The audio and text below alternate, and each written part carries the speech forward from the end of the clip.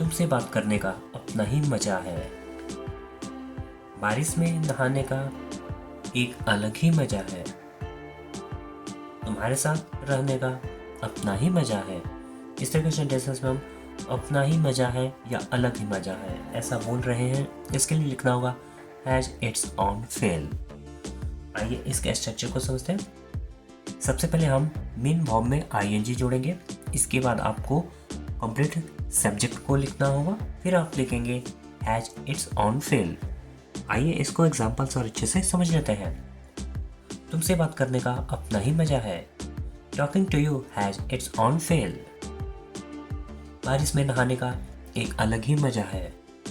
बातें in the rain has its own fail. तुम्हारे साथ रहने का अपना ही मजा है। Living with you has its own fail. दोस्तों के साथ मस्ती करने का एक अलग ही मजा है। Having fun with friends has its own fail.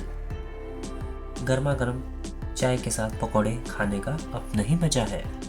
Having fritters with hot tea also has its own feel. अंग्रेजी सीखने का एक अलग ही मजा है। Learning English has its own feel. एक होमवर्क आपके लिए जिसका रिप्लाई को इसी वीडियो के कमेंट सेक्शन में करना है। गाना सुनने का अपना ही मजा है। खबरदार अगर उससे बात की तो। खबरदार अगर मुझे फोन किया तो। खबरदार अगर बाहर खेलने गए तो। इस तरह के सेंटेंसेस में खबरदार अगर ऐसा बोल रहे हैं। इसके लिए लिखना होगा बी वेयर इफ। आइए इसके स्ट्रक्चर को समझते हैं। सबसे पहले आपको लिखना होगा बी वेयर इफ। इसके बाद आपको खुद से सब्जेक्ट यू लिखना होगा। इसके बाद आप आगे के सेंटेंस को लिखेंगे जो सेंटेंस आपको बोलना है। आइए इसको एग्जाम्पल से और बेहतर से समझ लेते हैं। खबरदार अगर उससे बात की तो। Beware if you talk to him. खबरदार अगर मुझे फोन किया तो। Beware if you call me up.